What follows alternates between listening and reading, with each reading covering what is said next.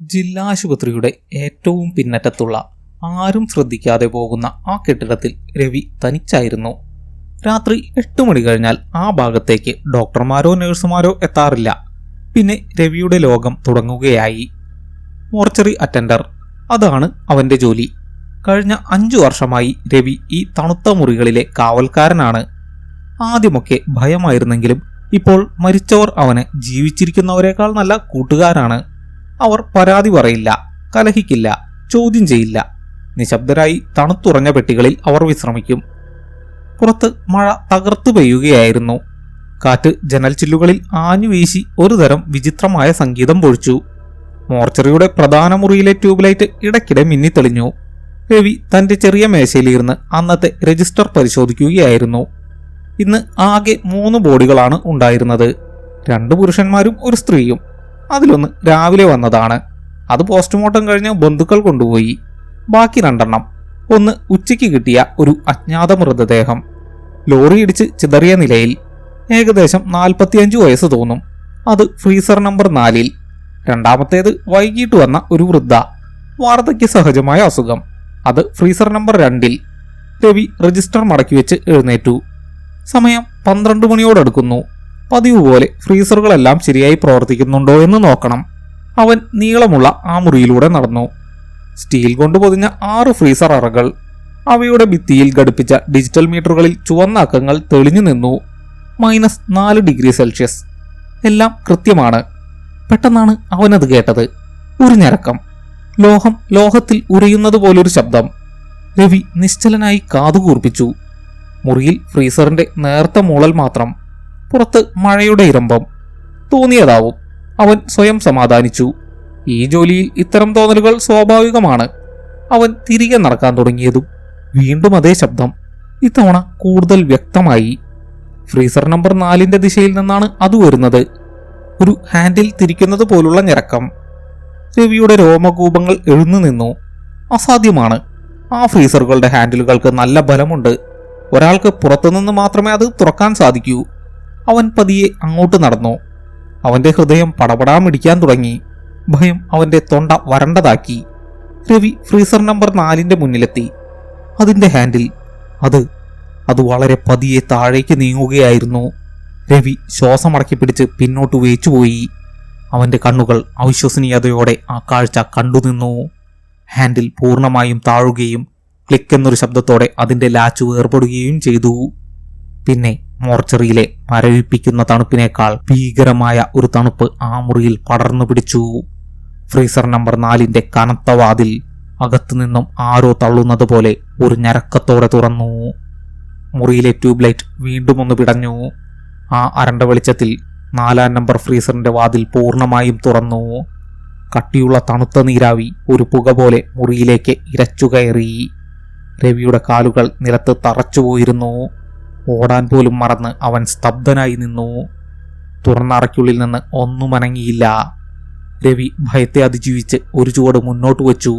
അവന്റെ കൈകൾ വിറയ്ക്കുന്നുണ്ടായിരുന്നു. ഇത്രയും കാലത്തെ സർവീസിനിടയിൽ ഇങ്ങനെയൊന്ന് ഇല്ല. ഇത് നടക്കില്ല. ആരോ എന്നെ പറ്റിക്കാൻ ഒളിഞ്ഞിരിക്കുന്നതാവും. പക്ഷെ ആര്? ഈ പാതിരാത്രിയിൽ, ഈ ശവങ്ങൾക്കിടയിൽ. അവൻ ചുമരിൽ ചാരിവെച്ചിരുന്ന നീളമുള്ള ഇരുമ്പ് ദണ്ട് കയ്യിലെടുത്തു. അത് മുറുകെ പിടിച്ച് അവൻ ഫ്രീസറിന്റെ അടുത്തേക്ക് നീങ്ങി. തണുത്ത നീരാവി അവന്റെ മുഖത്തടിച്ചു. അവൻ അറയിലേക്ക് എത്തി നോക്കി. അവിടെ ഒന്നുമില്ലായിരുന്നു. ഫ്രീസറിനുള്ളിലെ നീളമുള്ള സ്റ്റീൽ ട്രേ ശൂന്യമായിരുന്നു. രവിയുടെ തല കറങ്ങുന്നത് പോലെ തോന്നി. അസാധ്യം, അവൻ അറിയാതെ പറഞ്ഞുപോയി. ഉച്ചയ്ക്ക് താനും അറ്റൻഡർ കുമാരനും കൂടിയാണ് ആ അജ്ഞാത മൃതദേഹം ഇതിലേക്ക് മാറ്റിയത്. മുഖം തിരിച്ചറിയാൻ പറ്റാത്തത്ര ചതഞ്ഞരഞ്ഞ ആ രൂപം അവന്റെ ഓർമ്മയിലുണ്ട്. എങ്കിൽ അതെവിടെ പോയി? അവൻ പരിഭ്രാന്തിയോടെ ചുറ്റും നോക്കി. മുറിയുടെ വാതിൽ അവൻ അകത്തുനിന്ന് കുറ്റിയിട്ടിരിക്കുകയാണ്. ജനലുകൾക്ക് കമ്പിയിഴകളുണ്ട്.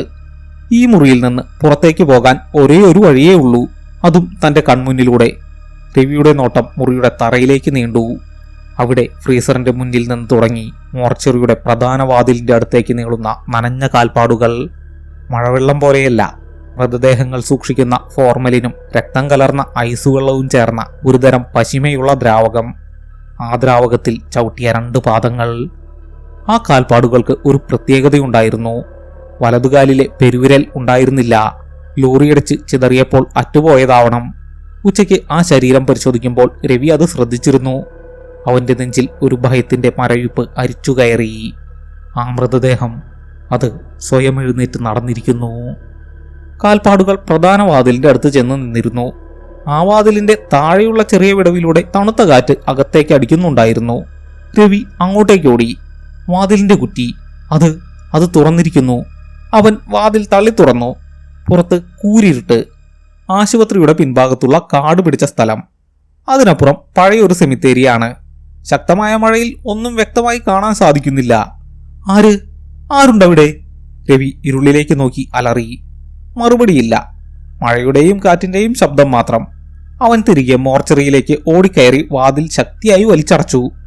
അവന്റെ നെഞ്ച് പെരുമ്പറ കൊട്ടുന്നുണ്ടായിരുന്നു. അവൻ രജിസ്റ്റർ ബുക്കിന്റെ അടുത്തേക്ക് ഓടിച്ചെന്ന് അതിന്റെ പേജുകൾ ഭ്രാന്തമായി മറിച്ചു. അജ്ഞാത മൃതദേഹം. പുരുഷൻ. വയസ്സ് ഏകദേശം 45. മരണകാരണം RTA.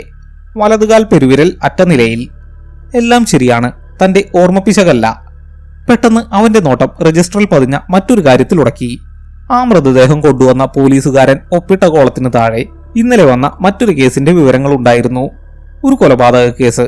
ശ്രീധരൻ നായർ, വയസ്സ് 60, കഴുത്തിൽ കയർ മുറുകി മരിച്ച നിലയിൽ. എന്തിനാണ് താനിപ്പോൾ അതോർത്തത്? രവി തലകുടഞ്ഞു. ഭയം തന്റെ ചിന്തകളെ താളം തെറ്റിക്കുകയാണ്. അവൻ വീണ്ടും ഫ്രീസർ നമ്പർ 4ന്റെ അടുത്തേക്ക് നടന്നു. ശൂന്യമായ ആ അറയിലേക്ക് അവൻ ടോർച്ചടിച്ചു നോക്കി. ട്രേയുടെ അറ്റത്ത് എന്തോ ഒന്ന് തിളങ്ങുന്നു. അതൊരു വെള്ളി ഏലസായിരുന്നു. രവി അത് കയ്യിലെടുത്തു. ഉച്ചയ്ക്ക് ഈ മൃതദേഹം ഇവിടെ വയ്ക്കുമ്പോൾ ഇങ്ങനെയൊന്ന് അതിന്റെ ദേഹത്തുണ്ടായിരുന്നില്ല. ഉറപ്പാണ്. പോലീസുകാർ ഇൻക്വസ്റ്റ് നടത്തിയപ്പോൾ എല്ലാം അഴിച്ചുമാറ്റിയതാണ്. അപ്പോൾ ഇതെങ്ങനെ ഇവിടെ വന്നു? അവൻ ആ ഏലസ് തുറന്നു നോക്കി. അതിനുള്ളിൽ ഒരു ചുവന്ന പട്ടുതുണിയിൽ പൊതിഞ്ഞ നിലയിൽ എന്തോ ഒന്ന്. രവി അത് നിവർത്തി. അതൊരു ചെറിയ കടലാസ് കഷ്ണമായിരുന്നു. അതിൽ വിചിത്രമായ ഒരു ചിഹ്നം വരച്ചിരിക്കുന്നു. അതിന് താഴെ രക്തം കൊണ്ട് എഴുതിയതുപോലെ ഒരു പേര്, ശ്രീധരൻ നായർ. രവിയുടെ കയ്യിൽ നിന്നും ആ ഏലസ് താഴെ വീണു. ഇന്നലെ കൊല്ലപ്പെട്ട ആ മനുഷ്യന്റെ പേര്. അപ്പോൾ ഈ മൃതദേഹം എഴുന്നേറ്റ് പോയത്? പെട്ടെന്ന് മോർച്ചറിക്ക് പുറത്തെ ഇടനാഴിയിൽ ദൂരെ നിന്ന് ഒരു നനഞ്ഞ കാലൊച്ച കേൾക്കാൻ തുടങ്ങി. അത് തിരികെ വരികയാണ്. ആ ശബ്ദം അടുത്തു വന്നുകൊണ്ടിരുന്നു. ചെളിയും വെള്ളവും നിറഞ്ഞ തറയിൽ നഗ്നമായ പാദങ്ങൾ വലിച്ചഴച്ച് നടക്കുന്നതിന്റെ ശബ്ദം. രവി ഭയന്നു വിറച്ചു. അവൻ ഓടിപ്പോയി തന്റെ മേശയുടെ അടിയിൽ ഒളിച്ചു. അവന്റെ പല്ലുകൾ കൂട്ടിയിടിക്കാൻ തുടങ്ങി. ഇരുമ്പ് ദണ്ട് അവന്റെ കയ്യിലിരുന്ന് വിറച്ചു. കാലച്ചകൾ മോർച്ചറിയുടെ തുറന്ന വാതിലിന്റെ തൊട്ടടുത്തെത്തി നിന്നു. ഒരു നിമിഷം നിശബ്ദത. പുറത്തെ മഴയുടെ ശബ്ദം മാത്രം. പിന്നെ ആ രൂപം വാതിൽക്കൽ പ്രത്യക്ഷപ്പെട്ടു. ട്യൂബ് ലൈറ്റിന്റെ മിന്നുന്ന വെളിച്ചത്തിൽ രവി അതിനെ കണ്ടു. അത് ആ അജ്ഞാത മൃതദേഹം തന്നെയായിരുന്നു. ചതഞ്ഞറിഞ്ഞ മുഖം, മഴവെള്ളത്തിൽ കുതിർന്ന ശരീരം, വെള്ളത്തുണി അരയിൽ മാത്രം ചുറ്റിയിരിക്കുന്നു. അതിന്റെ കണ്ണുകൾ തുറന്നിരുന്നു. പക്ഷേ ആ കണ്ണുകളിൽ ജീവനുണ്ടായിരുന്നില്ല. വെളുത്ത പുക നിറഞ്ഞ ചലനമില്ലാത്ത 2 ഗോളങ്ങൾ. അത് അകത്തേക്ക് കാലെടുത്തു വെച്ചു. വലതുകാലിൽ പെരുവിരലില്ല. അത് രവിയെ കണ്ടില്ല. അല്ലെങ്കിൽ അത് ഒന്നും കാണുന്നുണ്ടായിരുന്നില്ല. അതൊരു യന്ത്രം പോലെ ലക്ഷ്യമില്ലാതെ മുറിയിലൂടെ നടന്നു. രവി മേശയ്ക്കടിയിൽ ശ്വാസം പോലും വിടാതെയിരുന്നു. അവന്റെ ജീവിതത്തിലെ ഏറ്റവും ഭയാനകമായ നിമിഷങ്ങൾ. ആ മൃതദേഹം മുറിയുടെ മധ്യഭാഗത്ത് നിന്നു. എന്നിട്ട് അത് പതിയെ ഫ്രീസർ നമ്പർ 4നെ ലക്ഷ്യമാക്കി നീങ്ങി. അതിന്റെ ഓരോ ചലനവും ഒരു പാവയെ ചരടിൽ കെട്ടി വലിച്ചു നീക്കുന്നതുപോലെ കൃത്രിമമായിരുന്നു. അത് ഫ്രീസറിന്റെ മുന്നിലെത്തി. ശൂന്യമായ ട്രേയിലേക്ക് നോക്കി. പിന്നെ സംഭവിച്ചത് രവിയെ ഞെട്ടിച്ചു കളഞ്ഞു. ആ മൃതദേഹം തിരിഞ്ഞു. അത് രവി ഒളിച്ചിരിക്കുന്ന മേശയുടെ നേർക്കല്ല നോക്കിയത്, മറിച്ച് മുറിയുടെ മറ്റേ അറ്റത്തുള്ള ഭിത്തിയിലേക്ക് നോക്കി. അത് ആ ഭിത്തിയെ ലക്ഷ്യമാക്കി നടന്നു. ചുമരിന്റെ അടുത്തെത്തിയപ്പോൾ അത് തന്റെ വലതു കൈ ഉയർത്തി. വിരലുകൾ ഭിത്തിയിലമർത്തി. ഒരുതരം പച്ച നിറത്തിലുള്ള കട്ടിയുള്ള ദ്രാവകം അതിന്റെ വിരലുകളിൽ നിന്ന് ഒഴുകി ഭിത്തിയിൽ പറ്റിപ്പിടിച്ചു. അസഹനീയമായ ഒരു ഗന്ധം മുറിയിൽ നിറഞ്ഞു. ആ മൃതദേഹം ഭിത്തിയിൽ എന്തോ വരയ്ക്കാൻ തുടങ്ങി. രവി അവിശ്വസനീയതയോടെ ആ കാഴ്ച കണ്ടു. അത് വരച്ചത് അതേ ചിഹ്നമായിരുന്നു. അല്പം മുമ്പ് ഏലസിൽ കണ്ട അതേ വിചിത്രമായ ചിഹ്നം. ചിഹ്നം വരച്ചു കഴിഞ്ഞതും ആ മൃതദേഹം ഒരു നിമിഷം നിശ്ചലമായി നിന്നു. പിന്നെ ഒരു മരം കടപുഴകി വീഴുന്നതുപോലെ അത് ശക്തിയായി മലർന്നടിച്ച് തറയിലേക്ക് വീണു. ഒരു ശബ്ദവുമില്ല, ഒരു ഞരക്കം പോലുമില്ല. വീണ്ടും നിശബ്ദത. രവി മേശയ്ക്കടിയിൽ അനങ്ങാതെയിരുന്നു. മിനിറ്റുകൾ കടന്നുപോയി. ആ ശരീരം അനങ്ങുന്നില്ല. പതിയെ ധൈര്യം സംഭരിച്ച് രവി പുറത്തിറങ്ങി. അവന്റെ കാലുകൾക്ക് ബലമില്ലായിരുന്നു. അവൻ തറയിൽ കിടക്കുന്ന മൃതദേഹത്തെ നോക്കി. അതിന്റെ കണ്ണുകൾ അപ്പോഴും തുറന്നിരുന്നു. ഇപ്പോൾ ആ കണ്ണുകളിലെ പുക പോലുള്ള വെളുത്ത നിറം മാഞ്ഞുപോയിരിക്കുന്നു. അവൻ ഭിത്തിയിലേക്ക് നോക്കി. ആ പച്ച ദ്രാവകം ഉണങ്ങിപ്പിടിച്ച് ഇരുട്ടിൽ നേരിയ തിളക്കത്തോടെ ആ ചിഹ്നം അവിടെയുണ്ട്. ഇതെന്ത് ഭ്രാന്താണ്? രവി എന്തു ചെയ്യണമെന്നറിയാതെ നിന്നു. പോലീസിനെ വിളിക്കണോ? ഡോക്ടറെ വിളിക്കണോ? താൻ കണ്ട കാര്യങ്ങൾ ആരെങ്കിലും വിശ്വസിക്കുമോ? അതോ ഇതെല്ലാം ഒരു പേടി സ്വപ്നമായിരുന്നോ? അവൻ നിലത്ത് കിടന്ന ശരീരത്തിന്റെ കൈത്തണ്ടയിൽ മെല്ലെ തൊട്ടു. ചുട്ടുകൊള്ളുന്ന ചൂട്. ഒരു മൃതദേഹം ഒരിക്കലും ഇത്ര ചൂടോടെ ഇരിക്കില്ല. ഇത് ജീവനുള്ള ഒരാളുടെ ശരീര താപനിലയേക്കാൾ കൂടുതലാണ്. രവി ഞെട്ടി കൈ പുറകോട്ട് വലിച്ചു. അവൻ വേഗം പോയി ഫ്രീസർ നമ്പർ 4 ട്രേ വലിച്ചു പുറത്തേക്കിട്ടു. തറയിലൂടെ ആ മൃതദേഹത്തെ വലിച്ചഴച്ച് അവൻ ട്രേയിലേക്ക് കയറ്റി. അപ്പോഴും അതിന് അസാധാരണമായ ചൂടുണ്ടായിരുന്നു. അവൻ ട്രേ അകത്തേക്ക് തള്ളി ഫ്രീസറിന്റെ വാതിൽ ആഞ്ഞടച്ചു. ശേഷം ഹാൻഡിൽ വലിച്ച് ലോക്ക് ചെയ്തു. മുറിയിൽ പടർന്ന അസഹനീയമായ ഗന്ധം അപ്പോഴും മാറിയിരുന്നില്ല. അവൻ ഭിത്തിയിലെ ആ ചിഹ്നത്തെ തുറച്ചു നോക്കി. ശ്രീധരൻ നായർ. ആ പേര് അവന്റെ മനസ്സിൽ മുഴങ്ങി. പെട്ടെന്ന് അവന്റെ പോക്കറ്റിൽ കിടന്ന മൊബൈൽ ഫോൺ വൈബ്രേറ്റ് ചെയ്തു. ഈ പാതിരാത്രിയിൽ ആരാണ് വിളിക്കുന്നത്? രവി വിറയ്ക്കുന്ന കൈകളോടെ ഫോൺ എടുത്തു. അത് അസിസ്റ്റന്റ് പോലീസ് കമ്മീഷണർ ആയിരുന്നു. ഹലോ രവി. ACPയുടെ ഗൗരവമുള്ള ശബ്ദം. നീ ഇപ്പോൾ മോർച്ചറിയിൽ തന്നെയല്ലേ? ആ അതെ സാർ. രവിയുടെ ശബ്ദമിടറി. ഒരു അർജന്റ് കേസുണ്ട്, ഞാൻ അങ്ങോട്ട് വരികയാണ്. ഇപ്പോൾ ഒരു കൊലപാതകം നടന്നു. ഹൈ പ്രൊഫൈൽ കേസാണ്. സിറ്റിയിലെ പ്രമുഖ വ്യവസായി വിശ്വനാഥൻ. അത് കേട്ട് രവിക്ക് ശ്വാസം വിലങ്ങി. ACP തുടർന്നു. കൊലപാതകം നടന്ന രീതി വളരെ വിചിത്രമാണ് രവി. വിശ്വനാഥന്റെ കഴുത്തിൽ കയർ മുറുക്കിയ പാടുകളുണ്ട്.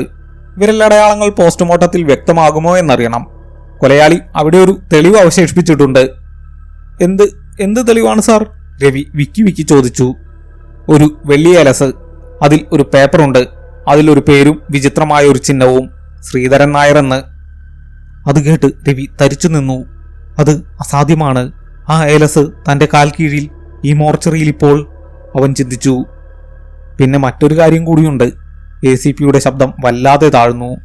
കൊലപാതകം നടന്ന സ്ഥലത്തെ ഭിത്തിയിൽ കൊലയാളി രക്തം കൊണ്ടോ മറ്റോ ഒരു ചിഹ്നം വരച്ചിട്ടുണ്ട്. ഞങ്ങൾക്കത് മനസ്സിലായില്ല. രവി ഫോണും പിടിച്ച് തന്റെ മുന്നിലെ ഭിത്തിയിൽ പച്ച നിറത്തിൽ തിളങ്ങുന്ന അതേ ചിഹ്നത്തെ നോക്കി മരവിച്ചു നിന്നു. ACP തുടർന്നു. അതിലും വിചിത്രമായ ഒരു കാര്യമുണ്ട് രവി. കൊലപാതകം നടന്ന മുറിയിലെ CCTV ദൃശ്യങ്ങൾ ഞങ്ങൾക്ക് കിട്ടി. പക്ഷേ അത് വിശ്വസിക്കാൻ പറ്റുന്നില്ല. എന്താ സാർ? എന്താ അതിൽ? രവി പരിഭ്രമത്തോടെ ചോദിച്ചു. ഒരു നിമിഷത്തെ നിശബ്ദതയ്ക്ക് ശേഷം ACP പറഞ്ഞു. കൊലയാളിക്ക് വലതുകാലിൽ പെരുവിരലില്ല. രവിയുടെ കയ്യിൽ ഫോൺ മരവിച്ചിരുന്നു. തലച്ചോറിലേക്ക് ആ വാക്കുകൾ തുളച്ചു കയറാൻ നിമിഷങ്ങളെടുത്തു. വലതുകാലിൽ പെരുവിരലില്ല. പുറത്ത് പോലീസ് ജീപ്പിന്റെ ഇരമ്പം അടുത്തു വരുന്നത് അവൻ അറിഞ്ഞു. ACP പ്രതാപ് എത്തുകയാണ്. തന്റെ കാൽ കീഴിൽ കിടക്കുന്ന വെള്ളി ഏലസ്. ഭിത്തിയിൽ പച്ച നിറത്തിൽ തിളങ്ങുന്ന ആഭിചാര ചിഹ്നം. ഫ്രീസർ നമ്പർ 4 വീണ്ടും നിശ്ചലമായ എന്നാൽ അസാധാരണമാവിധം ചൂടുള്ള ആ മൃതദേഹം. ഇതെല്ലാം ACPയോട് എങ്ങനെ പറയും? സാറേ, ആ കൊലയാളി എന്റെ ഫ്രീസറിൽ ഉറങ്ങുകയാണ്. അതൊരു ശവമാണ്.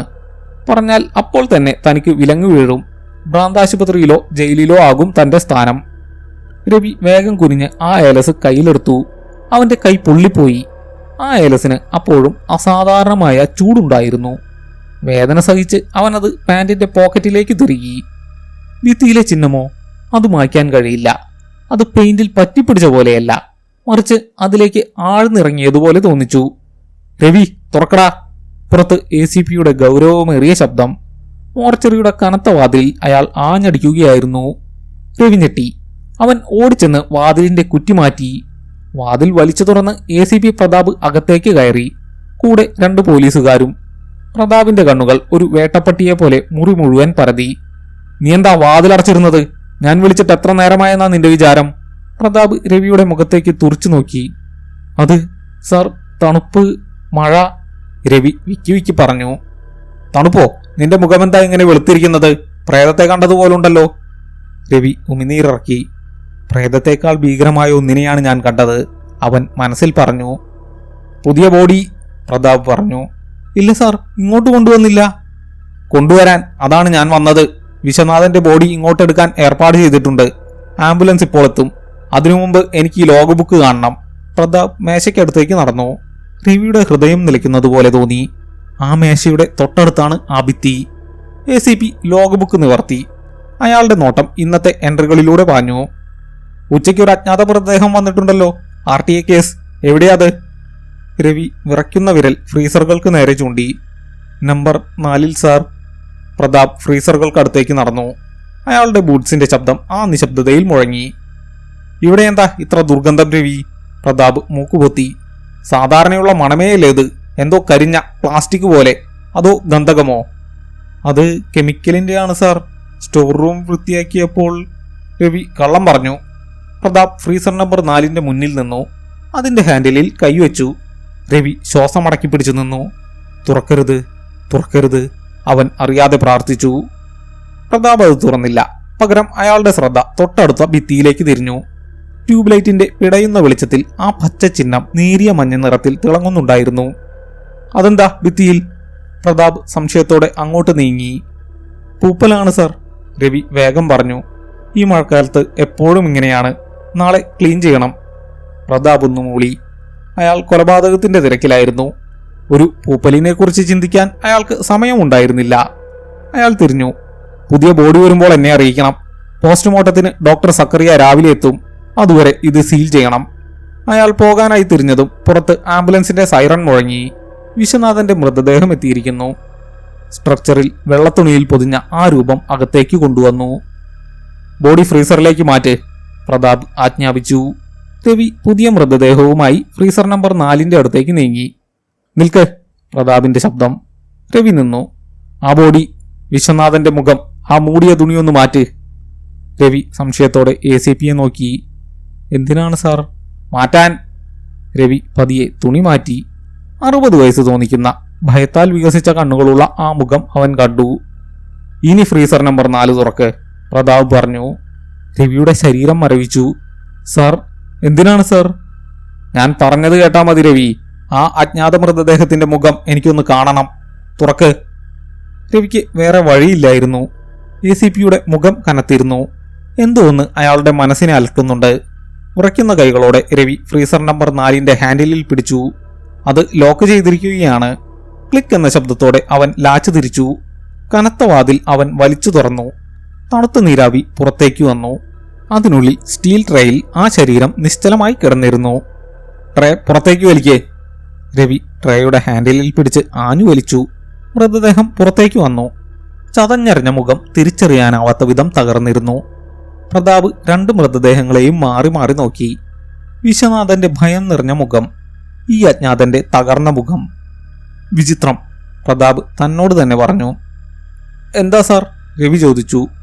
ശ്രീധരൻ നായർ, വിശ്വനാഥൻ, ഇവർ 2 പേരും കടുത്ത ശത്രുക്കളായിരുന്നു. ബിസിനസ് വൈരാഗ്യം. കഴിഞ്ഞ മാസം ശ്രീധരൻ നായരുടെ ഒരേ ഒരു മകൻ ഒരു കാർ അപകടത്തിൽ മരിച്ചിരുന്നു. ആ അപകടം. പ്രതാപ് നിർത്തി. എന്നിട്ട് അജ്ഞാത മൃതദേഹത്തിലേക്ക് വിരൽ ചൂണ്ടി. ഈ അജ്ഞാതൻ ഓടിച്ച ലോറി ഇടിച്ചായിരുന്നു. ഇത് വെറുമൊരു അപകടമായിരുന്നില്ല, അതൊരു കൊലപാതകമായിരുന്നു. വിശ്വനാഥൻ ഏർപ്പാടാക്കിയത്. രവിയുടെ തല കറങ്ങി. വിശ്വനാഥൻ ഈ ലോറി ഡ്രൈവറെ ഉപയോഗിച്ച് ശ്രീധരൻ നായരുടെ മകനെ കൊന്നു. എന്നിട്ട് തെളിവ് നശിപ്പിക്കാൻ ഈ ഡ്രൈവറെയും മറ്റൊരപകടം സൃഷ്ടിച്ചു കൊന്നു. അതാണ് ഈ RTA കേസ്.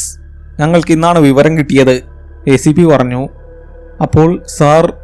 രവിക്ക് എന്തു പറയണമെന്നറിയില്ലായിരുന്നു. അതേ രവി, ശ്രീധരൻ നായർ ഇന്നലെ കൊല്ലപ്പെട്ടു. ഇന്ന് വിശ്വനാഥനും. 2 പേരെയും കൊന്നത് ഒരേ രീതിയിൽ, ഒരേ ആൾ, അല്ലെങ്കിൽ ഒരേ ശക്തി. പ്രതാപിന്റെ നോട്ടം വീണ്ടും ആ അജ്ഞാത മൃതദേഹത്തിൽ പതിച്ചു. ശ്രീധരൻ നായരുടെ മകന്റെ മരണത്തിന് ആരോ പ്രതികാരം ചെയ്യുകയാണ്. പക്ഷേ ശ്രീധരൻ നായരും മരിച്ചു. പിന്നെ ആര്? പെട്ടെന്ന് പ്രതാപിന്റെ കണ്ണുകൾ തറയിൽ പതിഞ്ഞ നേർത്ത കാൽപ്പാടുകളിൽ ഉടക്കി. ഫ്രീസറിന് മുന്നിൽ നിന്ന് തുടങ്ങുന്ന ആ നനഞ്ഞ കാൽപ്പാടുകൾ. അയാൾ കുനിഞ്ഞിരുന്ന് അത് പരിശോധിച്ചു. രവി, ഇതെന്താ? വെള്ളം വീണതാ സാർ. വെള്ളമോ? ഇത് ഫോർമലിൻ കലർന്ന ദ്രാവകമല്ലേ? പിന്നെ ഈ കാൽപ്പാടും? ഇതിന് വലതു പെരുവിരലില്ലല്ലോ. പ്രതാപ് ചാടി എഴുന്നേറ്റു. അയാളുടെ കൈ തോക്കിന്റെ പിടിയിലേക്ക് നീണ്ടു. രവി, ഇവിടെ എന്താ നടക്കുന്നത്? സത്യം പറയേ. രവി പൊട്ടിക്കരഞ്ഞുപോയി. സാർ, ഞാൻ പറഞ്ഞാൽ സാർ വിശ്വസിക്കില്ല. പറയാൻ, പ്രതാപ് ആക്രോശിച്ചു. സാർ, ആ ബോഡി അത് എഴുന്നേറ്റ് നടന്നു. പ്രതാപിന്റെ മുഖം ദേഷ്യത്താൽ വലിഞ്ഞു മുറുകി. നീ എന്താ എന്നെ പൊട്ടനാക്കുകയാണോ? അല്ല സാർ, ദൈവത്തിനാണേ, അത് അത് പുറത്തുപോയി തിരികെ വന്നു. ആ ഭിത്തിയിൽ ആ ചിഹ്നം, അത് അത് വരച്ചതാണ് സാർ പറഞ്ഞ അതേ ചിഹ്നം. രവി ഭ്രാന്തമായി അലറി. പ്രതാപ് ഒരു നിമിഷം സ്തബ്ധനായി നിന്നു. രവി ഒരു ഭ്രാന്തനെ പോലെയാണ് സംസാരിക്കുന്നത്. പക്ഷെ അവന്റെ കണ്ണുകളിൽ ഭയമുണ്ട്. കള്ളം പറയുന്നവന്റെ ഭയമല്ല, മറിച്ച് അവിശ്വസനീയമായ എന്തോ ഒന്ന് നേരിൽ കണ്ടവന്റെ ഭയം. പ്രതാപ് ഭിത്തിയുടെ നേർക്ക് ധൃതിയിൽ തിരിഞ്ഞു. എന്നിട്ട് തന്റെ ഫോൺ എടുത്ത് വിശ്വനാഥന്റെ വീട്ടിൽ നിന്ന് കിട്ടിയ ചിഹ്നത്തിന്റെ ഫോട്ടോയുമായി ഒത്തുനോക്കി. ഒരേ ചിഹ്നം, ഒരൊറ്റ വ്യത്യാസമില്ലാതെ. ദൈവമേ, പ്രതാപിന്റെ തൊണ്ട വരണ്ടു. ആ ഏലസ്, ശ്രീധരൻ നായരുടെ പേരുള്ള ഏലസ്, അതെവിടെ? സാർ, അത് ഈ ഫ്രീസറിനുള്ളിലായിരുന്നു. ആ മൃതദേഹം തിരികെ വന്നപ്പോൾ അതിന്റെ ദേഹത്ത്. രവി പാതിയിൽ നിർത്തി. എന്നിട്ട് പ്രതാപ് ചോദിച്ചു. രവി വിറയ്ക്കുന്ന കൈകൾ കൊണ്ട് പോക്കറ്റിൽ നിന്ന് ആ ചുട്ടുകൊള്ളുന്ന ഏലസ് പുറത്തെടുത്തു. പ്രതാപ് അത് വാങ്ങി. അത്ഭുതം, അതിന് ചൂടില്ല, സാധാരണ ലോഹത്തിന്റെ തണുപ്പ് മാത്രം. ഇത് തന്നെ, പ്രതാപ് മന്ത്രിച്ചു. വിശ്വനാഥന്റെ വീട്ടിൽ നിന്ന് കിട്ടിയ അതേ ഏലസ്. പക്ഷേ ഇതെങ്ങനെ ഇവിടെ? അയാളുടെ നോട്ടം ഫ്രീസർ നമ്പർ 4 മൃതദേഹത്തിലേക്ക് തിരികെ പോയി. രവി, നീ പറഞ്ഞത് അത് എഴുന്നേറ്റ് നടന്നു എന്നല്ലേ? അതെ സാർ, ഫ്രീസർ മെല്ലെ അടച്ചുകൊണ്ട് രവി പറഞ്ഞു. എന്നിട്ട് അത് തിരികെ വന്ന് ഇതിൽ കിടന്നു. പ്രതാപ് ഫ്രീസറിനെ നോക്കി. അതെ സാർ. അപ്പോൾ അത്? പ്രതാപിന്റെ കണ്ണുകൾ ഭയത്താൽ വിടർന്നു. അതിനിപ്പോഴും ജീവനുണ്ടോ? രവിക്ക് മറുപടിയില്ലായിരുന്നു. തുറക്ക് രവി, വീണ്ടും തുറക്ക്, പ്രതാപ് അലറി. രവി വീണ്ടും ആ ഫ്രീസറിന്റെ ഹാൻഡിൽ പിടിച്ചു. ഇത്തവണ അവന്റെ കൈകൾക്ക് തീരെ ബലമില്ലായിരുന്നു. അവൻ വാതിൽ വലിച്ചു തുറന്നു. ട്രേ ശൂന്യമായിരുന്നു. ആ മൃതദേഹം അവിടെ ഉണ്ടായിരുന്നില്ല. മുറിയിൽ സമ്പൂർണ്ണ നിശബ്ദത. പ്രതാപും രവിയും തണുത്തുറഞ്ഞ ആ ശൂന്യമായ അറയിലേക്ക് തുറച്ചു നോക്കി. എവിടെ? പ്രതാപ് രവിയുടെ ഷർട്ടിൽ കുത്തിപ്പിടിച്ചു. നീ അതിനെ ഒളിപ്പിച്ചോ? എവിടെയത്? ഇല്ല സാർ, എനിക്കറിയില്ല. അതിവിടെ തന്നെ ഉണ്ടായിരുന്നു. സാറിന്റെ മുന്നിൽ വെച്ചല്ലേ ഞാനിത് അടച്ചത്, രവി നിലവിളിച്ചു. പ്രതാപ് അവനെ തള്ളി മാറ്റി. അസാധ്യം. ഈ വാതിൽ പുറത്തുനിന്ന് ലോക്ക് ചെയ്തതാണ്. ജനലുകൾ അടച്ചിരിക്കുന്നു. ഇതിനു പോകാൻ ഒരു വഴിയുമില്ല. അയാൾ മുറിയിൽ മുഴുവൻ ഓടി നടന്നു. മറ്റു ഫ്രീസറുകൾ വലിച്ചു തുറന്നു നോക്കി. നമ്പർ 2 ആ വൃദ്ധയുടെ മൃതദേഹം മാത്രം. ബാക്കിയെല്ലാം ശൂന്യം. CCTV, പ്രതാപ് അലറി. മോർച്ചറിക്ക് പുറത്തെ ഇടനാഴിയിൽ ക്യാമറയുണ്ടല്ലോ, വേഗം അത് പരിശോധിക്കേ. അയാൾ ഫോണെടുത്ത് കൺട്രോൾ റൂമിലേക്ക് വിളിച്ചു. മോർച്ചറിയുടെ ഇടനാഴിയിലെ കഴിഞ്ഞ 10 മിനിറ്റിലെ ദൃശ്യങ്ങൾ ഉടൻ പരിശോധിക്കണം, വേഗം. രവി തളർന്ന് നിലത്തിരുന്നു. അവന്റെ ലോകം അവസാനിക്കുകയാണ്. ഇതെന്ത് മാരണമാണ്? ആരാണിതിന് പിന്നിൽ? പ്രതാപ് തലമുടി വലിച്ചു പിടിച്ചു. അപ്പോഴാണ് രവി അതോർത്തത്. സർ, സിമിത്തേരി, പഴയ സിമിത്തേരി, അത് ആദ്യം പോയത് അങ്ങോട്ടാണ്. പ്രതാപിന്റെ കണ്ണുകൾ തിളങ്ങി. അതെ, ആശുപത്രിയുടെ പിന്നിലുള്ള കാട് പിടിച്ച സ്ഥലം. അയാൾ വാതിലിനടുത്തേക്ക് ഓടി. രവി, നീ ഇവിടെ തന്നെ നിൽക്കണം. ഈ വാതിൽ ഞാൻ പുറത്തുനിന്ന് പൂട്ടും. നീ ഇപ്പോൾ ഒരു സാക്ഷിയാണ്, ഒരു പക്ഷേ ഒരു പ്രതിയും. ഇവിടെ നിന്നും എങ്ങും പോകരുത്. പ്രതാപ് പുറത്തിറങ്ങി. മോർച്ചറിയുടെ കനത്ത വാതിൽ വലിയൊരു ശബ്ദത്തോടെ പുറത്തുനിന്ന് വലിച്ചുപൂട്ടി. രവി ആ തണുത്ത മുറിയിൽ തനിച്ചായി. പുറത്ത് പ്രതാപിന്റെ ബൂട്ട്സിന്റെ ശബ്ദം സെമിത്തേരിയെ ലക്ഷ്യമാക്കി ഓടിമറയുന്നത് അവൻ കേട്ടു. താൻ തനിച്ചാണ്. അല്ല, താൻ തനിച്ചല്ല. ഈ മുറിയിൽ തന്നോടൊപ്പം മറ്റൊരാൾ കൂടിയുണ്ട്. വിശ്വനാഥന്റെ മൃതദേഹം. രവി ആ സ്ട്രക്ചറിൽ കിടക്കുന്ന ശരീരത്തെ ഭയത്തോടെ നോക്കി. അവൻ വേഗം എഴുന്നേറ്റ് അതിന്റെ മുകളിൽ വീണ്ടും വെള്ളത്തുണി വലിച്ചിട്ടു. അവന് ഭ്രാന്ത് പിടിക്കുന്നുണ്ടായിരുന്നു. സമയം എത്രയായി? പുലർച്ചെ 3 മണിയോടടുക്കുന്നു. അവൻ ഭിത്തിയിലെ ആ പച്ച നിറത്തിലുള്ള ചിഹ്നത്തെ നോക്കി നിന്നു. അതെന്തിനാണ് ആ മൃതദേഹം വരച്ചത്? അതൊരു സന്ദേശമാണോ? അവൻ ആ ചിഹ്നത്തിനടുത്തേക്ക് ചെന്നു. അതിൽ നിന്ന് ഇപ്പോഴും ആ അഴുകിയ ഗന്ധം വരുന്നുണ്ട്. അവൻ അതിൽ വിരൽ തൊട്ടു. അത് ഉണങ്ങിപ്പിടിച്ചിരിക്കുന്നു. പെട്ടെന്ന് അവന്റെ പോക്കറ്റിലെ ഫോൺ ശബ്ദിച്ചു. രവി ഞെട്ടിത്തെറിച്ചു. പ്രതാപ് സാർ ആയിരിക്കും. അവൻ ഫോൺ എടുത്തു. Hello sir. മറുവശത്ത് നിശബ്ദത. സാർ കേൾക്കുന്നുണ്ടോ? ഹലോ. നിശബ്ദത മാത്രം. പക്ഷെ കോൾ കട്ടായിട്ടില്ല. ആരോ ലൈനിലുണ്ട്. ആരാ ഇത്? രവി ചോദിച്ചു. അപ്പോൾ ഫോണിലൂടെ ആ ശബ്ദം. ഒരു ഞരക്കം. ലോഹത്തിൽ ഉരയുന്ന ശബ്ദം. ഫ്രീസറിന്റെ ഹാൻഡിൽ തിരിക്കുന്നത് പോലുള്ള അതേ ഞരക്കം. രവി ഭയന്ന് പിന്നോട്ട് വേച്ചു. വേണ്ട. അവൻ കോൾ കട്ട് ചെയ്യാൻ നോക്കി. പക്ഷെ ഫോൺ അവന്റെ കയ്യിൽ നിന്ന് വഴുതി താഴെ വീണു. താഴെ വീണ ഫോണിലൂടെ ആ ശബ്ദം മോർച്ചറിയിൽ മുഴങ്ങി. നനഞ്ഞ കാലൊച്ചകൾ. ആരോ ഫോണിന്റെ തൊട്ടടുത്ത് നിന്ന് സംസാരിക്കുകയാണ്. അല്ല, സംസാരിക്കുകയല്ല, അതൊരു മന്ത്രം ചൊല്ലുന്നത് പോലെയായിരുന്നു. ഭയപ്പെടുത്തുന്ന താളാത്മകമായ ഒരു ശബ്ദം. ഉണരുക എൻ്റെ ശവമേ, ഉണരുക. നിന്റെ പ്രതികാരം ഇനിയും തീർന്നിട്ടില്ല. അടുത്തത് നിന്നെ കണ്ടവൻ, നിന്നെ തൊട്ടവൻ, നിന്റെ രഹസ്യമറിഞ്ഞവൻ. രവിയുടെ രോമകൂപങ്ങൾ എഴുന്നു നിന്നു. അവൻ്റെ പേര് രവി, രവി, രവി. ആ ശബ്ദം ഫോണിലൂടെയല്ല വരുന്നത്, അത് ഈ മുറിക്കുള്ളിൽ നിന്നാണ് വരുന്നത്. രവി ഞെട്ടിത്തിരിഞ്ഞു. സ്ട്രക്ചറിൽ വെള്ളത്തുണിയിൽ മൂടിയിരുന്ന വിശ്വനാഥന്റെ മൃതദേഹം പതിയെ എഴുന്നേറ്റിരിക്കുകയായിരുന്നു. രവി കണ്ട കാഴ്ച അവനെ തകർത്തു കളഞ്ഞു. വിശ്വനാഥന്റെ മൃതദേഹം, അതിൻ്റെ കണ്ണുകൾ തുറന്നിരുന്നു. അത് രവിയെ തന്നെ ഉറ്റുനോക്കുകയാണ്. പക്ഷേ ആ നോട്ടം, അത് ജീവനുള്ള മനുഷ്യൻ്റെതായിരുന്നില്ല. അതിൽ വെറുപ്പും ക്രൂരതയും മാത്രം. ഇല്ല, ഇല്ല, ഇത് സത്യമല്ല. രവി ചുമരിനോട് ചേർന്ന് നിന്നു.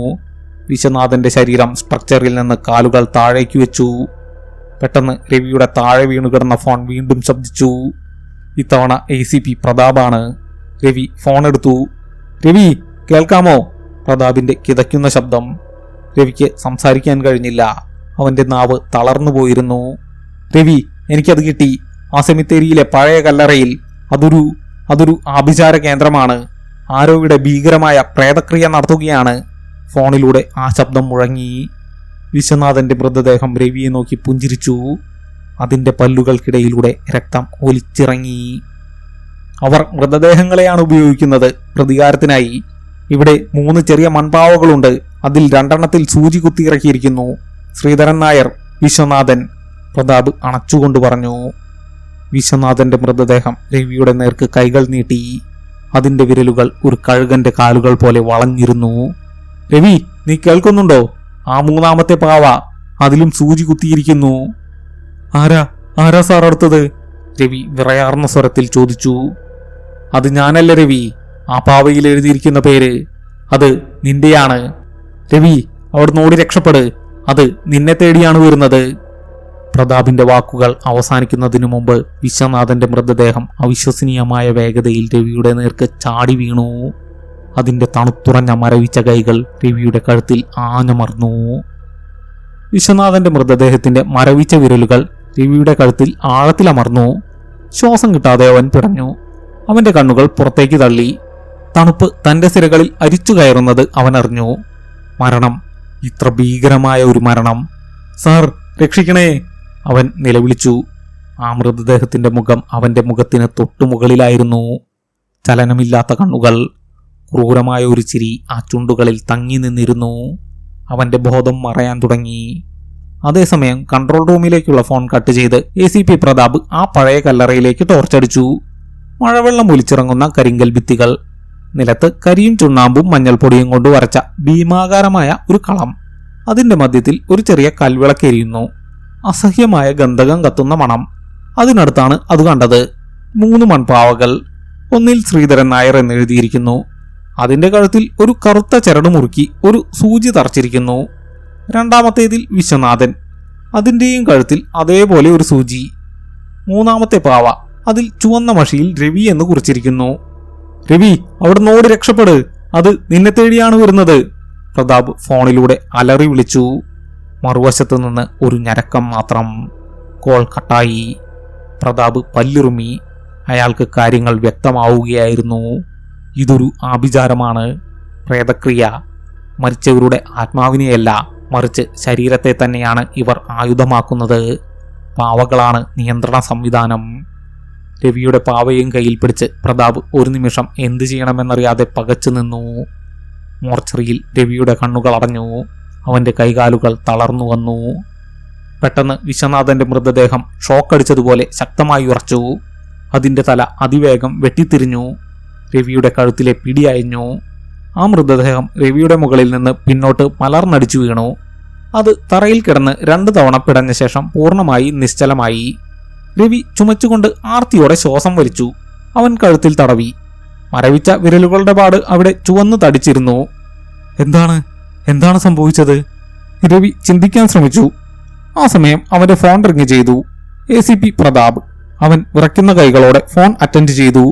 രവി, നീ ഓക്കെയാണോ? പ്രതാപിന്റെ കിതയ്ക്കുന്ന ശബ്ദം. സാർ, അത് നിന്നു, അത് നിലത്തേക്ക് വീണു. രവി വിക്കി. ഞാൻ ആ പാവ, രവി എന്ന് പേരെഴുതിയ പാവ, അതെടുത്ത് ആ കളത്തിന് പുറത്തേക്ക് എറിഞ്ഞു. പ്രതാപ് പറഞ്ഞു. അതുകൊണ്ടായിരിക്കണം ആ ബന്ധം മുറിഞ്ഞുപോയി. രവിക്ക് ഒന്നും മനസ്സിലായില്ല. സാർ, ആരാണിത്? എന്തിനാണിത്? അതാണ് രവി എനിക്കും അറിയേണ്ടത്. ഞാൻ മോർച്ചറിയിലേക്ക് തിരിച്ചു വരികയാണ്. ആ വാതിൽ ഞാൻ പുറത്തുനിന്ന് പൂട്ടിയിരിക്കുകയാണ്.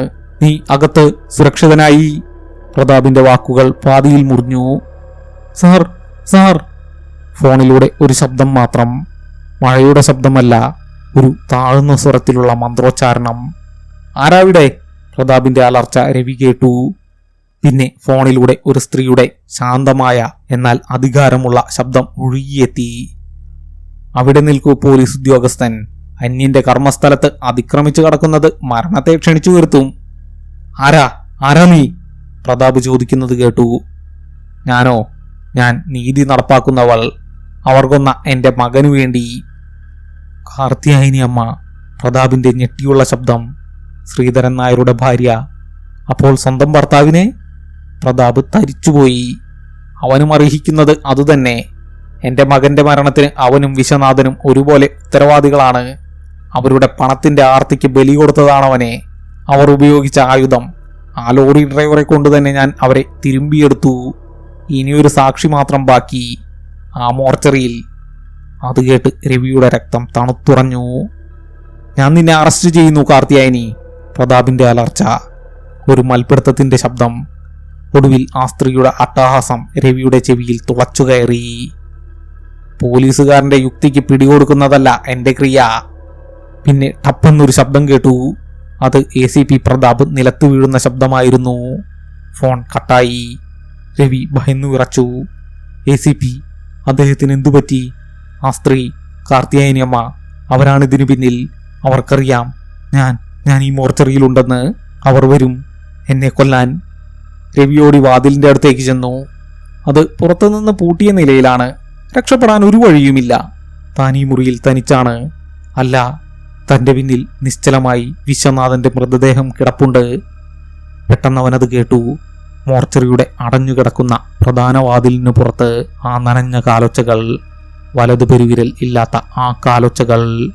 ലോറി ഡ്രൈവറുടെ മൃതദേഹം. അത് തിരികെ വന്നിരിക്കുന്നു. കാർത്തിയായനിയമ്മ ACPയെ വീഴ്ത്തി. അതിന്റെ നിയന്ത്രണം അവർ വീണ്ടെടുത്തു കഴിഞ്ഞിരിക്കുന്നു. ഇല്ല, എന്നെ തുറന്നു വിടൂ. രവി വാതിലിൽ ആഞ്ഞടിച്ചു. പുറത്ത് ആ കാലൊച്ചകൾ നിലച്ചു. ഒരു നിമിഷത്തെ നിശബ്ദത. പിന്നെ മോർച്ചറിയുടെ കനത്ത സ്റ്റീൽ വാതിലിന്റെ ഹാൻഡിൽ പുറത്തുനിന്ന് തിരിയാൻ തുടങ്ങി. ആ മൃതദേഹം വാതിൽ തുറക്കാൻ ശ്രമിക്കുകയാണ്. രവി ഭയന്ന് പിന്നോട്ട് നീങ്ങി.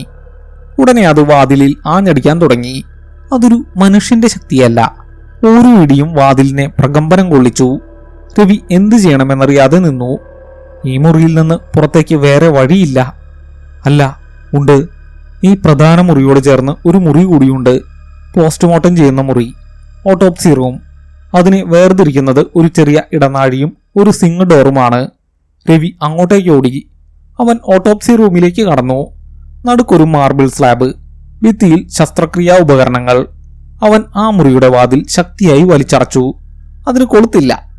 വാതിലടഞ്ഞതും പ്രധാന മോർച്ചറി മുറിയിലെ വാതിൽ തല്ലിപ്പൊളിക്കുന്ന ശബ്ദം നിന്നു. വീണ്ടും നിശബ്ദത. അത് പോയോ? രവി കാതോർത്തു നിന്നു. ഒരനക്കവുമില്ല. അവൻ പതിയെ ആശ്വാസത്തിന്റെ ഒരു നെടുവീർപ്പിട്ടു. ഒരുപക്ഷെ അതിന് വാതിൽ തുറക്കാൻ കഴിഞ്ഞു കാണില്ല. അപ്പോഴാണ് ഒരു ശബ്ദം അവന്റെ തൊട്ടടുത്തു നിന്ന്. രവി ഞെട്ടിത്തിരിഞ്ഞു. ഓട്ടോപ്സി റൂമിന്റെ ഭിത്തിയിൽ മുകളിലായി ഒരു ചെറിയ ജനലുണ്ട്. വായുസഞ്ചാരത്തിനു വേണ്ടി. അതിന് കമ്പിഴകൾ പിടിപ്പിച്ചിട്ടുണ്ട്. ആ ജനൽ പാളിക്ക് പുറത്ത് മഴവെള്ളം ഒലിച്ചിറങ്ങുന്ന ആ ചില്ലിനപ്പുറം 2 ചാരനിറത്തിലുള്ള നിർജീവമായ കണ്ണുകൾ അവനെ ഉറ്റുനോക്കുന്നു. ലോറി ഡ്രൈവറുടെ മൃതദേഹം. അത് കെട്ടിടത്തിന്റെ ഭിത്തിയിലൂടെ വലിഞ്ഞു കയറി ജനലിന്റെ അടുത്തെത്തിയിരിക്കുന്നു. ദൈവമേ! രവി നിലവിളിച്ചു. ആ മൃതദേഹം അതിന്റെ തകർന്ന കൈകൾ കമ്പിഴകൾക്കിടയിലൂടെ അകത്തേക്ക് നീട്ടി. അത് രവിയെ പിടിക്കാൻ ശ്രമിക്കുകയാണ്. പക്ഷെ കൈകൾക്ക് രവിയുടെ അടുത്തെത്താൻ മാത്രം നീളമുണ്ടായിരുന്നില്ല. പെട്ടെന്നത് തന്റെ 2 കൈകളും കൊണ്ട് ആ ഇരുമ്പഴികളിൽ പിടിച്ച് ഞെരിക്കാൻ തുടങ്ങി. അതോടെ ആ കമ്പികൾ ഇളകാൻ തുടങ്ങി. സിമന്റ് അടർന്നു വീണു. വേണ്ട, രവി ഭയന്നുകൊണ്ട് പറഞ്ഞു.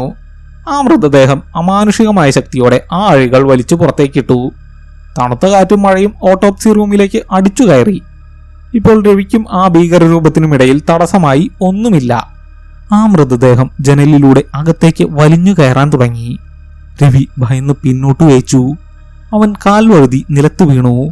ഇനി ഓടാൻ ഒരിടവുമില്ല. അവൻ കണ്ണുകൾ ഇറുക്കിയടച്ചു. ഒരു നിമിഷം ഒന്നും സംഭവിച്ചില്ല. അവൻ പതിയെ കണ്ണു തുറന്നു. ലോറി ഡ്രൈവറുടെ മൃതദേഹം ജനലിൽ അനങ്ങാതെ നിൽക്കുകയാണ്. അത് അകത്തേക്ക് വരുന്നില്ല. അതിന്റെ തല പുറത്തെ ഇരുട്ടിലേക്ക് തിരിഞ്ഞിരിക്കുന്നു. ആരോ അതിനെ വിളിച്ചതുപോലെ. അപ്പോൾ രവി ആ ശബ്ദം കേട്ടു. അവന്റെ പിന്നിൽ നിന്ന്, പ്രധാന മോർച്ചറി മുറിയിൽ നിന്ന് ഒരു ഞരക്കം. രവി ഭയത്തോടെ തിരിഞ്ഞു നോക്കി. ഓട്ടോപ്സി റൂമിലേക്കുള്ള സിങ്ക് ഡോർ പതിയെ തുറന്നു വരികയാണ്. അതിന്റെ പിന്നിൽ 2 രൂപങ്ങൾ. ഒന്ന് വിശ്വനാഥന്റെ മൃതദേഹം, അത് വീണ്ടും എഴുന്നേറ്റിരിക്കുന്നു. രണ്ടാമത്തേത്, അത് ഫ്രീസർ നമ്പർ 2 കിടന്നിരുന്ന ആ വൃദ്ധയുടെ മൃതദേഹമാണ്. കാർത്തിയായനിയമ്മ തന്റെ എല്ലാ ആയുധങ്ങളെയും ഒരേ സമയം ഉണർത്തിയിരിക്കുന്നു. ഒന്ന് ജനലിലൂടെ, 2 വാതിലിലൂടെ. രവി ആ 3 മൃതദേഹങ്ങൾക്കിടയിൽ ആ ഓട്ടോപ്സി റൂമിൽ കുടുങ്ങിപ്പോയി. ഇനി രക്ഷയില്ല, രവി മന്ത്രിച്ചു. അവന്റെ ധൈര്യം ചോർന്നു പോയിരുന്നു. 2 മൃതദേഹങ്ങൾ അവനെ വളഞ്ഞു. അവ പതുക്കെ ഒരേ താളത്തിൽ അവനടുത്തേക്ക് നീങ്ങിത്തുടങ്ങി. അവയുടെ ലക്ഷ്യം ഒന്നു മാത്രം, സാക്ഷിയെ ഇല്ലാതാക്കുക. രവി നിലത്ത് നിന്ന് എഴുന്നേറ്റു. അവൻ ഓട്ടോപ്സി ടേബിളിന് പിന്നിലേക്ക് നീങ്ങി. മാറിപ്പോ, അടുത്തു വരരുത്, അവൻ അലറി. അവ കേട്ടില്ല. ലോറി ഡ്രൈവറുടെ മൃതദേഹം ജനലിൽ നിന്ന് ചാടിയിറങ്ങി. വൃദ്ധയും വിശ്വനാഥനും വാതിൽ കടന്നകത്തേക്ക് വന്നു. രവിയുടെ നോട്ടം ഭിത്തിയിലെ അലമാരയിൽ പതിച്ചു. കത്തികൾ, കത്രികകൾ, അതുകൊണ്ടൊന്നും ഇവയെ തടയാൻ കഴിയില്ല. അതിനടുത്ത് വലിയ സ്റ്റീൽ കാനുകൾ. ഫോർമലിൻ, മൃതദേഹങ്ങൾ അഴുകാതിരിക്കാൻ ഉപയോഗിക്കുന്ന രാസവസ്തു. അവന്റെ തലച്ചോറിൽ ഒരു ആശയം മിന്നി. ഫോർമലിൻ, അതിന് വേഗം തീ പിടിക്കും, അതിവേഗം. രവി ഒരു ഭ്രാന്തനെ പോലെ അലമാരയുടെ അടുത്തേക്ക് ഓടി. വിശ്വനാഥന്റെ മൃതദേഹം അവന്റെ നേർക്ക് കൈനീട്ടി. രവി ഒരു ഭ്രാന്തനെ പോലെ അത് തട്ടിമാറ്റി. അവൻ ഏറ്റവും വലിയ ഫോർമലിൻ ക്യാൻ കയ്യിലെടുത്തു. അതിന് നല്ല ഭാരമുണ്ടായിരുന്നു. നിങ്ങൾക്ക് ഞാനൊരു പാഠം പഠിപ്പിച്ചു തരാം ചവങ്ങളെ. രവി ആ ക്യാനിന്റെ അടപ്പ് വലിച്ചു തുറന്നു. ലോറി ഡ്രൈവറുടെ മൃതദേഹം അവന്റെ നേർക്ക് ചാടി വീണു. രവി സർവശക്തിയുമെടുത്ത് ആ ക്യാൻ അതിന് നേരെ എറിഞ്ഞു. ക്യാൻ ആ മൃതദേഹത്തിന്റെ നെഞ്ചിലിടിച്ചു തെറിച്ചു. അതിലെ ദ്രാവകം മുറിയിൽ മുഴുവൻ ചിതറിത്തെറിച്ചു. 3 മൃതദേഹങ്ങളും അതിൽ കുളിച്ചു. ഒപ്പം രവിയുടെ ദേഹത്തും അത് വീണു. മുറിയിൽ അസഹനീയമായ കണ്ണു നീർന്ന ഗന്ധം നിറഞ്ഞു. മൃതദേഹങ്ങൾ ഒരു നിമിഷം നിന്നു. ആ രാസവസ്തു അവയെ അലോസരപ്പെടുത്തിയതുപോലെ. ഇനി തീ വേണം. രവി സ്വന്തം പോക്കറ്റിൽ തിരഞ്ഞു. ഒന്നുമില്ല. ലൈറ്റർ, ഒരു തീപ്പെട്ടി, ഒന്നുമില്ല. അയ്യോ! 3 മൃതദേഹങ്ങളും ഒരേ സമയം അവന്റെ നേർക്ക് അലറി പാഞ്ഞെടുത്തു. രവി പിന്നോട്ടു വെച്ചു. അവൻ ഓട്ടോപ്സി റൂമിലെ കറങ്ങുന്ന സ്റ്റൂളിൽ തട്ടി നിലത്തേക്ക് മറിഞ്ഞു വീണു. അവന്റെ തല മാർബിൾ സ്ലാബിൽ ആഞ്ഞടിച്ചു. അവന്റെ മുന്നിൽ ആ 3 ഭീകര രൂപങ്ങൾ. വിശ്വനാഥന്റെ മൃതദേഹം അവന്റെ കഴുത്തിൽ പിടിക്കാനായി കൈകൾ താഴ്ത്തി. എല്ലാം അവസാനിച്ചെന്ന് രവിക്ക് തോന്നി. അപ്പോഴാണ് അത് സംഭവിച്ചത്. രവിയുടെ തലയിടിച്ചപ്പോൾ അവന്റെ കൈതട്ടി ഓട്ടോപ്സി ടേബിളിലിരുന്ന ഒരു വലിയ സ്റ്റീൽ ട്രേ താഴെ വീണു. അതിലുണ്ടായിരുന്ന ശസ്ത്രക്രിയാ ഉപകരണങ്ങൾ ചെറിയ ശബ്ദത്തോടെ തറയിൽ ചിതറി. അതിലൊന്ന് ഒരു ഇലക്ട്രിക് ബോൺസോ ആയിരുന്നു.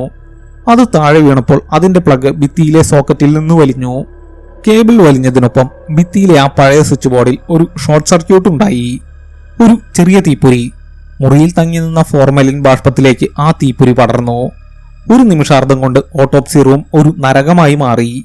കണ്ണഞ്ചിപ്പിക്കുന്ന ഒരു സ്ഫോടന ശബ്ദം. പച്ച കലർന്ന നീല നിറത്തിലുള്ള തീ ആ മുറിയെ വിഴുങ്ങി. ഫോർമലിനിൽ കുളിച്ചു നിന്ന ആ 3 മൃതദേഹങ്ങളും തൽക്ഷണം ആളിക്കത്തി. അവ ഉറക്കെ അലറി.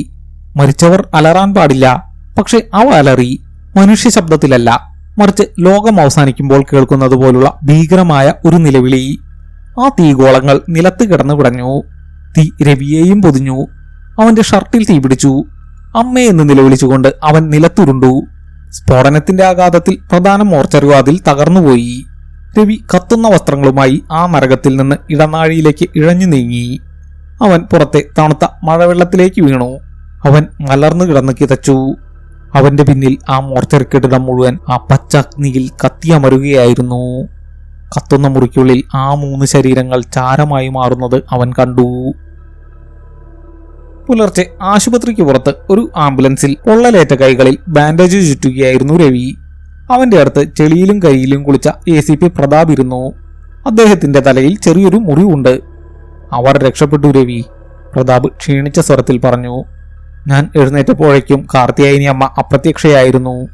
ആ കല്ലറ, അവർ അതിന് തീയിട്ടു, എല്ലാ തെളിവുകളും നശിപ്പിച്ചു. ആ ശവങ്ങൾ? രവി ചോദിച്ചു. ഫയർഫോഴ്സ് വന്നു, പക്ഷേ വിചിത്രം, കത്തിയമർന്ന മോർച്ചറിക്കുള്ളിൽ നിന്ന് അവർക്ക് ഒന്നും കിട്ടിയില്ല. ചാരം മാത്രം, ഒരു എല്ലിൻ കഷ്ണം പോലും ബാക്കിയില്ല.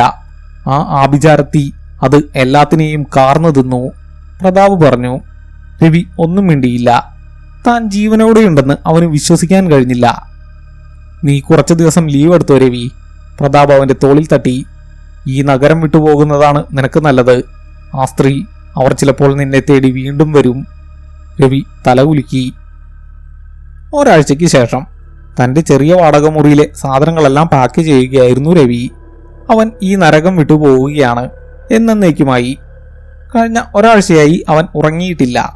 ഒരു നിമിഷവും ആ നനഞ്ഞ കാൽപാദങ്ങളുടെ ശബ്ദം അവൻ പ്രതീക്ഷിച്ചു. പക്ഷെ മോർച്ചറിയിലെ ആ തീപിടുത്തത്തിന് ശേഷം അത് നിലച്ചിരുന്നു. എന്നേക്കുമായി നിലച്ചോ അതോ പതിയിരിക്കുകയാണോ എന്ന് അവൻ അറിയില്ലായിരുന്നു. അവൻ വാതിൽ പൂട്ടി താഴെ ഇറങ്ങാൻ നേരം വാതിലിന്റെ അടിയിലൂടെ ആരോ ഒരു കവർ അകത്തേക്ക് തള്ളിയിട്ടു. രവി ഞെട്ടി. അവൻ ഭയത്തോടെ വാതിൽ തുറന്നു. ഇടനാഴിയിൽ ആരുമില്ല. അവൻ വിറയ്ക്കുന്ന കൈകളോടെ ആ തവിട്ട് നിറത്തിലുള്ള കവർ കയ്യിലെടുത്തു.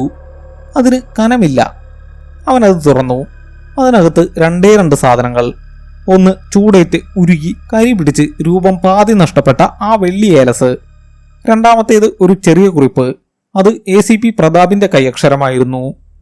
രവി, ഇത് മോർച്ചറിയുടെ അവശിഷ്ടങ്ങൾക്കിടയിൽ നിന്ന് കിട്ടിയതാണ്.